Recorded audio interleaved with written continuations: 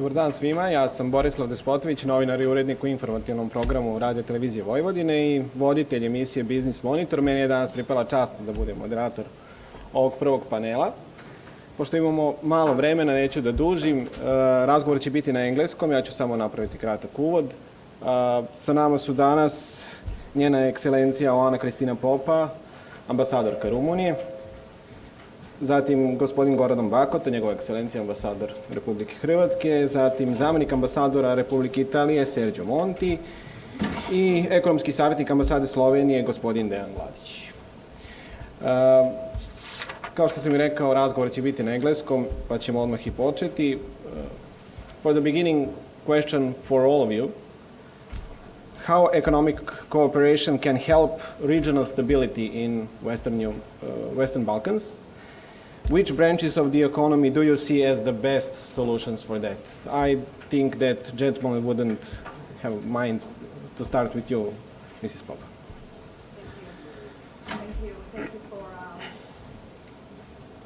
Thank you for inviting me.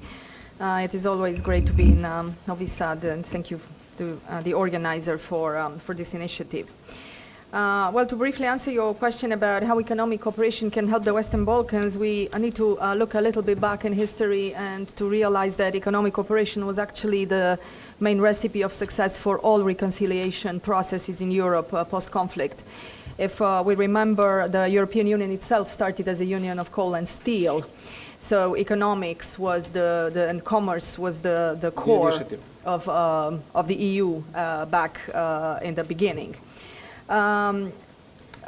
If we look at the reconstruction of post-World War II Europe with the Marshall Plan and the German-French reconciliation, it was also economically based. So we can safely say that economic cooperation is the most successful ingredient accompanying political and diplomatic processes, and the Western Balkans are no exceptions. So from this point of view, if we look at more recent initiatives such as CEFTA, where Romania was a very active member until it joined the European Union, it is a very good preamble, waiting room to exercise EU membership, CEFTA, and we made full use of it, and that is something that we recommend to the Western Balkan countries to also do. It is by no means a substitute. It is a very good exercise, and that's it. We believe that in the Western Balkan region there are huge opportunities for investment and cooperation. It is, as with the other situations from before, a win-win situation. Everybody is benefiting from it. And it is leading to economic prosperity, which in turn, as it has been not only academically proven, is a discouragement for further conflict. Talking about sectors, of course there are primary economic sectors such as mining and higher technologies such as ICT. The main fields have been very clearly outlined by a previous speaker, and I think this presentation has given a very clear picture about the opportunities in Vojvodina. And it is also important for the institutions to support the foreign investment process in Vojvodina. Foreign direct investment, at least for my country, has been a major component of success of EU integration, and it is important that all the political institutions are also on board accompanying the process of economic cooperation. If in the second part I will get a chance to talk a little bit about the cross-border cooperation, I will talk about specific fields of cooperation and investment. Question. Thank you. Mr. Bakota, the same question, how politics can help us to solve our problems? Samo ponovo stisnite. Okay. Many thanks for the organizers, and I think it's very important momentum, especially for my country, to to be presented together with the director of the branch office of Chamber of Commerce, Mr. Mijeklic, here in Vojvodina, in Novi Sad, because we are standing ahead of a very important period while Croatia is presiding over European Union in next year, in the first half of 2020. And I think it's a very big potential for political stability and to spread out the knowledge and use our presidency in order to boost economy, not only in the European Union, but also in the region. And we got to use this opportunity because we will organize our summit, Croatia Summit EU Western Balkan, in May 2020. And we already set up some of our priorities and programs for the presidency. And I can announce that among certain points, economical cooperation in the European Union, but also in the region, will definitely remain as our goal and priority. We underline one very important statement: Europe that grows and develops is our motto. So we'll promote uniform, sustainable, and inclusive growth of the European Union to address the pressing issue of demographic challenges in the EU. Plus, of course, something which is very much in line with Berlin process, Europe that connects. So I think it's quite important for Vojvodina and for Novi Sad. We all know that connectivity is extremely important. Digital Europe, transportation and energy. We'll use this opportunity while presiding over European Union to put Western Balkan very high on our agenda, to hook up Western Balkan and our summit with economical, sustainable cooperation in the region. During our presidency, we will definitely face also some challenging issues, like, I presume, negotiation regarding multi-annual financial framework within the European Union, which will definitely positively affect also the region, because cohesion is absolutely our priority, which will definitely be an important issue for Serbia and for Vojvodina. And we will use the opportunity to organize in the forthcoming period economical different conferences and forums. As I already mentioned, we do have our president of the director of the Chamber of Commerce, and we are looking forward to organize business forum, Croatian-Serbian one, in the forthcoming period, in order to use our presidency to put economical cooperation very high on our agenda. I want to say, of course, that EU funds are standing on our disposal. We got to use this opportunity. We have to be more efficient. Vojvodina, Croatia, regions in Croatia, got to put also minorities in this regard, Croatian and Serbian community, to be a very strong bond in this regard, in order to prevail and overcome difficulties when it comes to labor. Labor is, from my point of view, both in Croatia and in Serbia, probably the highest challenge for our economical cooperation and our business communities.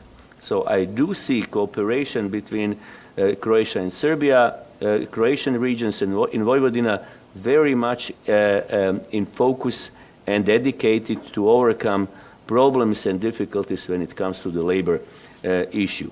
So I think that we got to use this in order to be more efficient, as I already mentioned. And the sign of our readiness is the fact that we opened last year our representative, our branch office in Belgrade from the Chamber of Commerce. And we are looking forward to cooperate with Vojvodina and with Novi Sad in this regard. The figures are here, and we can discuss about certain figures, but I just want to finish and stop by saying that even though there are a lot of open issues in the region, bilateral open issues, regional issues, we do manage to prevail and to keep on having a very good cooperation between business societies. I can say that our business managed to show huge readiness and resilience, even though we faced a couple of years ago recession in the European Union, in the region. But I think that final issue for Serbian and Croatian politicians, especially in the framework of the European Union, is to open every single opportunity for business communities to work together in the different various issues. So I think the potential is huge, and I'm ready to discuss some concrete issues and figures during the next circle of questions. Many thanks. Thank you. Mr. Monti, your point of view, Italian point on the Western Balkans and our politics, and how economy could help us. Yes, thank you very much also from my part to the organizers and to the institutions for inviting me to this very relevant conference. Obviously, economic cooperation remains a crucial and fundamental factor in fostering relations between countries, and in particular in a region like the Western Balkans, where new borders were created and new trade policies and different legislations went along. This remains an absolutely fundamental issue. Italy, as a strong supporter of integration of Serbia into the European Union, is obviously on the same point as Ambassador Popa just mentioned before, considering that the European integration was and is nowadays as well, first and foremost, a process about free movement of goods, of jobs, of people, and all these factors are aiming at collective wealth, improving collective wealth. All this process doesn't have to do only with markets, but it ensures also formidable circulations of idea, of experience, and also of culture, which are obviously factors that greatly contribute to stability. As far as sectors are concerned, we think that the most important one relate to connectivity, meaning transport infrastructure, meaning logistics for moving goods and people, but also energy interconnectivity. More advanced or newer sectors that are particularly interesting in our opinion are ICT, as it was mentioned before, as well as green economy, which by definition have a transboundary dimension. Not by chance the EU concentrated its financial help with IPA programs precisely in those sectors. This is our view.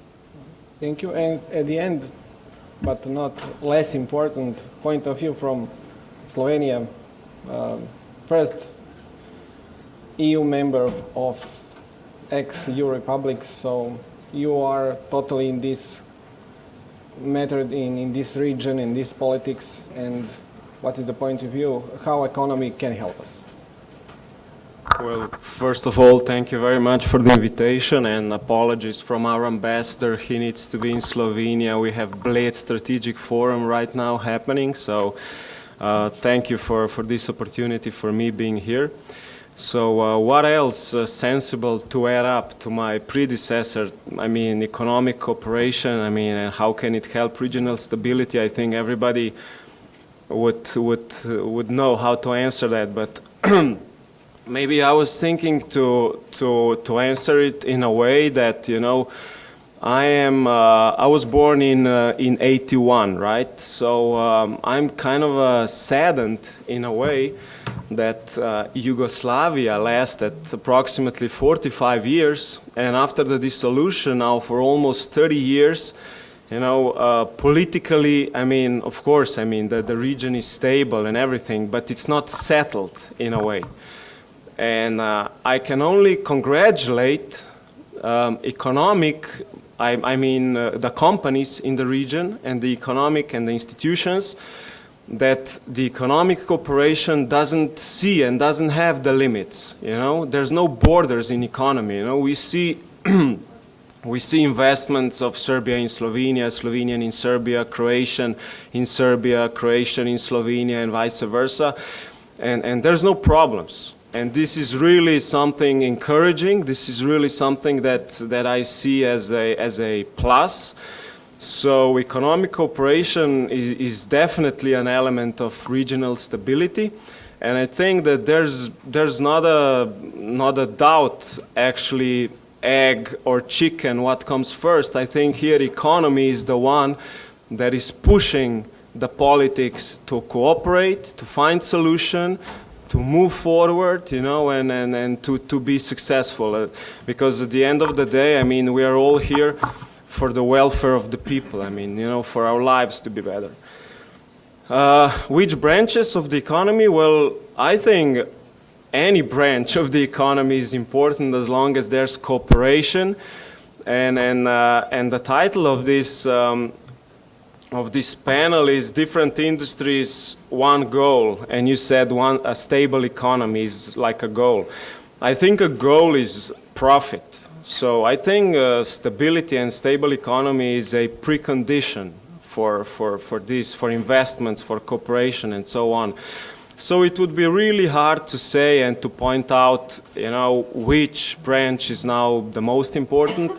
In Vojvodina, we really acknowledge the ICT sector in the last years. I mean, I think it's really strong and it's growing. And I think it's really important for Serbia because so far we've seen in Serbia a lot of investments, and we have to congratulate Serbia for being the leader in the region when it comes to attracting FDI. But all the investments were based more or less on the low wages and great subsidies, right? So the next step, and I think the government and also the companies are aware of that, and they're getting ready to get better in that, to achieve a higher added value of the products. And this is where ICT and let's say energy efficiency and that sectors are really moving the whole industry forward. So we need to see higher added value so that even people in Serbia would get higher wages, and you know, you will attract even more companies then to come to Serbia, because you have great educated people here, you know, great experts, you know, and everything else. So I will stop at that, not to take any more time. So thank you again for being here. So you all agree that trade cooperation is basics for regional stability. So I will start with you, Mr. Bakota, because trade between Croatia and Serbia is growing. The cooperation between Chamber of Commerce is excellent, basically. And the presence of Serbian investors in Croatia is growing, which was a problem in the last few years. Even when the political relations between two countries are not good, the economic cooperation is better than good. So it seems like politicians should listen business persons more. What do you think? I think always is economy our... Just press the button. Always is economy our primary goal. So it's eventually we are living from the economical side, from business profit in Croatia and in Serbia. So we got to have a just wider, long-standing focus, and we have to use the opportunity which is European Union actually providing to our business societies. I got to say that I'm very much happy to see that despite some open issues and certain crises between our two countries, we do have people-to-people contacts in an excellent way. We have increased when it comes to the number, the figures in tourism, for example. As you rightly mentioned, so we have investors from Serbia who are coming to Croatia, and of course vice versa. I can say that cultural cooperation is excellent, and of course the business societies, they have to be more present, for example, in Novi Sad, and you're trying to encourage them to come to Novi Sad on the different cooperation forums and then business forums like agricultural ferry, etc. So it's been like this, and we, from my point of view, as I already mentioned, we have to use cross-border cooperation in a massive way, use regional cooperation, the cooperation between the regions in much more effective way, because the numbers which are coming from the European Union when it comes to IPA funds are really tremendous. I see a lot of potentials in certain areas like environmental protection, biodiversity, for example, energy sector, so the figures are there. We just have to be very much efficient when it comes to the programs and projects, and in this regard we see that the regions from Croatian side and Vojvodina are cooperating quite well. There are a number of fantastic cooperations, for example, between Vukovar and Subotica.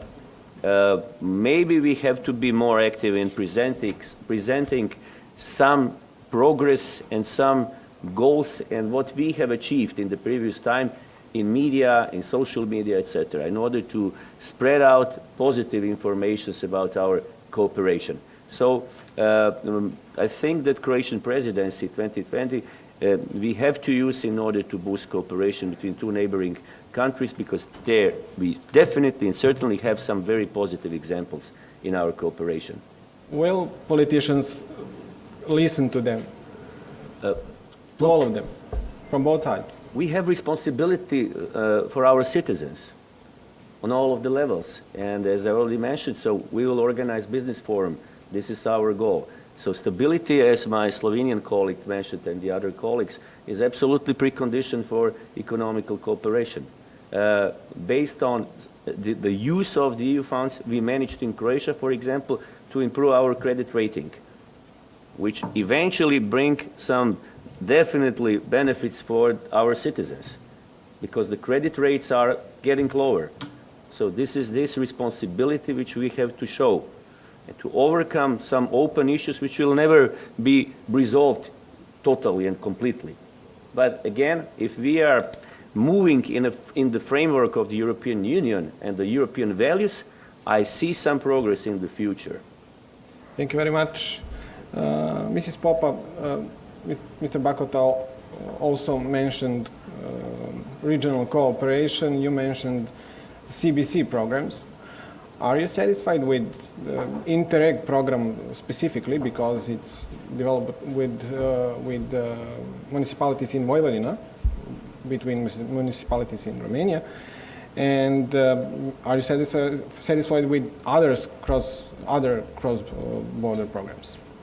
Yes, out of the economic cooperation between Romania and Serbia, I think that the CBC is the most successful one, and it's not just the most successful one between our two countries, but it's one of the most successful IPA programs in general, and it's one of the most praised, with over 95% of the funds allocated under the previous IPA envelope successfully implemented. There are some very concrete projects that involve the rehabilitation of the Bega River Channel, cooperation in the fields of health and hospital rehabilitations, as well as medical research, modernizing fire station and reconstruction and equipping of sports facilities, among other things. But I think right now the Bega Canal is the most important project that we have, both for tourism as well as for the ecosystem. It looks at a number of fields that are important for both our countries. For the 2014-2020 framework of the IPA program, there is a budget of 88 million euro that was allocated, and it is of course ongoing. We have all the reasons to believe that this project will continue successfully also in the next financial framework, as like I said, it is one of the most praised programs. Last but not least, Timișoara and Novi Sad are going to be European culture capitals in 2021. Culture is a great way to make way for economic and business projects, so we hope that we can use that venue as well to boost economic cooperation. And we have also business presence here in Novi Sad. There's a Romanian component in Continental Automotive. Yes, we have all the reasons to be optimistic. We should learn from you something, because Timiș region is definitely economic miracle in Romania. It's one of the most direct benefits of our EU accession was that we have managed to set up economic hubs in Romania. So Timiș County is a very diverse one with a number of successful economic sectors. We also have the Cluj region, which is the most important IT hub in Romania, so that might also be of interest for Novi Sad in the field of ICT. So I think that diversity and also niche capabilities are very important for a country in developing economic and business cooperation. Now we have a problem because of Timiș, because people from Banat are going to work in other countries. Well, so. that is also a success of EU integration. I mean, labor. And during the summer, they are going to Croatia. Yeah, we know. But look, at the end of the day, mobility is at the core, like my Italian colleague said, of Europe today. And the mobility of labor, of goods, and of people, and that is at the end of the day the aim, to have free circulation. And for example, we have this agreement that was signed between Romania and Serbia in labor movement, which is up and running today, and that is very good. We also have the minorities on both sides: the Romanian minority in Vojvodina and the Serbian minority in Banat, in Romanian Banat. Which is also a bridge of both cultural and economic cooperation. So we don't necessarily need to look at this aspect. I understand your concern, but in the long run, it's a beneficial thing. Thank you very much. Mr. Monti, total trade between Italy and Serbia in past year has exceeded 4 billion euros. In Serbia, there are about 600 Italian companies that employ more than 26,000 workers, making it the second largest foreign employer in our country. So the numbers are good, but could they be any better, and in what way? Yes, Italy is a leading player as far as trade and investments are concerned for Serbia, and in particular also for Vojvodina, where with about some 70 active company, Italy is the first investors with an aggregate value of almost 900 million euro. The Italian presence in Vojvodina in particular is particularly articulated in the range of sectors that stretch from agribusiness to food processing, to textiles, to electronics, and to financial sector, to the financial sector. We have very satisfactorily supported Italian companies in their business in this region. Also, thanks with excellent cooperation with local authorities. As factors for improving all this, obviously, as it was very well explained before, Vojvodina and Serbia in general have a number of favorable factors of production which attract investments, stretching from a very skilled labor force to incentives for investment to an improving network of transport. We think that, as it was mentioned before, stability is obviously also not only a prerequisite, not only a consequence of economic cooperation, but also a prerequisite for improving economic relations. As a matter of importance for us, we think that legal system, for instance, is crucial in ensuring certainty for investors, in ensuring the application of procedures, and in attracting more business, especially in this region. So can you help us in that chapters 23, 24, which is that we have problems in our negotiations with the European Union about legislation and rule of law. And that is the main problem for foreign investors. They want just normal system where they can work. Well, yes, the chapters 23 and 24 are actually crucial in the integration path that Serbia has chosen to take.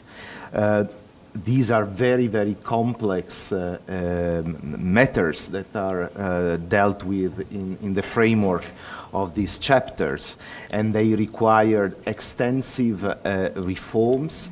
They required implementation of new legislation. So we are not hiding that it is a very difficult task, a very complex task.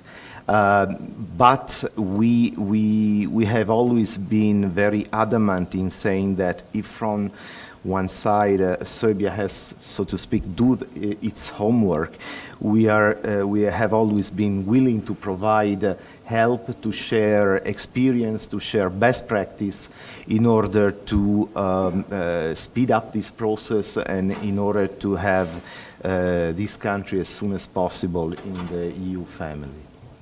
Thank you very much. And Mr. Vladic, let's go back at the beginning of the goal of this panel, that is stable economy. Slovenia relations are a real example among Yugoslav countries where strong political relations follow the economy and vice versa. Still, do you see the room for further improvement of economic relations between Slovenia and Serbia?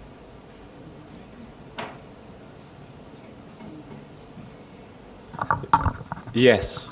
What's your next question? No. How? No, yeah, of course. We just had also a prime minister here on the official visit, so there's a lot of political cooperation visits, and you know, which is really important. And of course, the atmosphere and the emotions have always been you know, positive and forward-looking. And Slovenia is a really, I must say, I mean, advocating for Serbia's EU path, you know, towards the European Union membership, like sincerely, because we have really good experience with entering the EU. And what also was mentioned by the ambassador of Romania, you know, and you mentioned the Timișoara region and so on, you know. This is, but she will say more, this is probably mostly because of cohesion funds, because of the EU. And also Slovenia, you know, wherever you go, and it's not because it's small or something, you know, it's because of the EU, because of the cohesion funds that we were able to really develop and decentralize the country.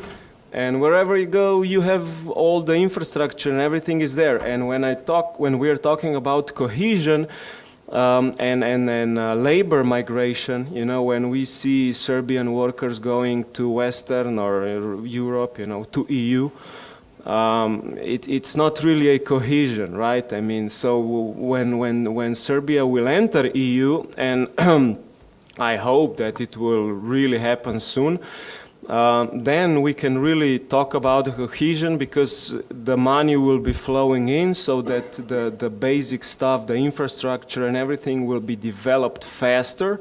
We have to again congratulate the whole region, you know, because even Slovenia, we were out of the Marshall Plan times, right? So we had to finance everything from our pockets. We were out from Yeah. Marshall Plan, but you were the most successful in this region because Yeah, well, you allocated almost 100%, maybe in some programs more than 100%. well, you know, In pre-accession and after that when cohesion funds came. Slovenia is bordering Austria, Italy, Hungary, right, Croatia. And after the dissolution of Yugoslavia, you know, our companies managed to, you know, to change from Yugoslav markets, you know, to EU markets, right, really rapidly. Was that, I don't know, I mean, entrepreneurship or just luck or whatever? I mean, the position helped a lot, I mean, that's for sure. And also the mentality and the working ethic, right? But to get back to your question, of course, there is room for improvement, and I have to mention here again the ICT, the digital sector, right? I mean, in Slovenia, there's a quite big automotive industry, and they are all aware, you know, that the times are changing. You know, the electrical vehicles and stuff are coming in really fast. And they need to reform. They need to change, not just, I don't know, the products, but the whole process of how they see the industry. And our auto cluster of Slovenia, where there are around 120 companies working in the cluster, they have a special branch. It's called Edison, and it's about the electric mobility, so e-mobility. And they're developing innovative, you know, products when it comes to auto industry, and they are working together in research and development of that new products. And this is something that my plan is actually, and it was also mentioned on our last meeting of the prime ministers, that, and I'm thinking of Novi Sad actually to put it here, that on the next joint session of our governments, we will open like, I don't know how to call it, maybe a seminar or a fair maybe of Slovenian innovative products from the e-mobility and energy efficiency. And we will try to pair Slovenian and Serbian knowledge and companies and faculties. When it comes to e-mobility and energy efficiency, we will bring to probably Novi Sad, you know, concrete stuff, projects, batteries, chargers, different vehicles, you know, to show and to show the reference, right, and to maybe boost this sector also in Serbia. With which also Serbia can maybe later on attract bigger auto companies to come and invest in Serbia, you know, because R&D centers will be here and so on also. One question more. Did we learn something from your experience according to allocating money from EU funds? If we learned... Did we learn something from you, or we still need to learn? Yeah, well, I'm sure you did, sure, yeah. I mean, there's a lot of twinning also happening, a lot of Slovenian, a lot of Croatian, a lot of Romanian, also Italian experts are coming into Serbia to, you know, to give advice, you know, to give advice how to behave, how to change the rules of the game and everything. And I think that, of course, you learned, and you are learning from our mistakes, you are learning from our experience, and this is something that we are very much, how to say, eager to pass on to you, you know, so that why would you do the same mistakes?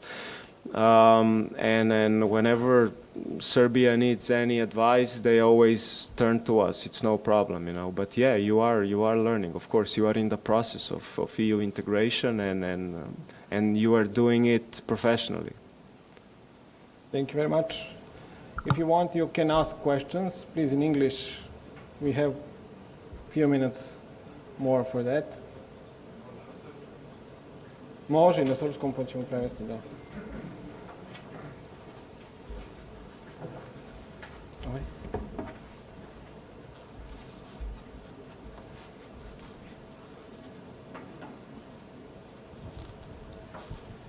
Ako postoji pravilo da u turizmu prvi i zadnji dojam je najvažniji, ja mogu da pohvalim da je ovaj prvi dojam fantastičan, da istim stolom sedimo svi zajedno.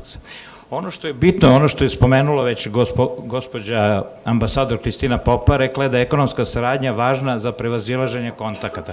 Apsolutno se slažem, u tom smeru ide i utisak koji se stekao na predavanju profesora Elizara Papa sa Ben Gurion univerziteta, a vezano je za poruku španskog kralja Filipa VI povodom promene ustava i dodele državljanstva Jevrejima koji su prognani 1492. godine i njihovim potomcima, gde je rekao da poruku je poslao: dobrodošli, dugo smo vas čekali. Mislim da takva poruka treba da bude i ovde, da mi na Balkanu kažemo jedan drugome dobrodošli, dugo smo vas čekali. Hvala puno.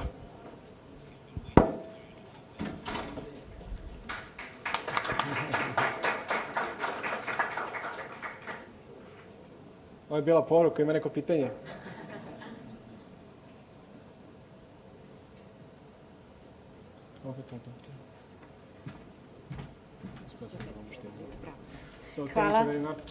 Hvala gospodinu Despotoviću i njegovim sagovornicima i dame i gospodo, napravit ćemo kratku pauzu za osveženje pa nastavljamo sa programom za 15 minuta. Hvala.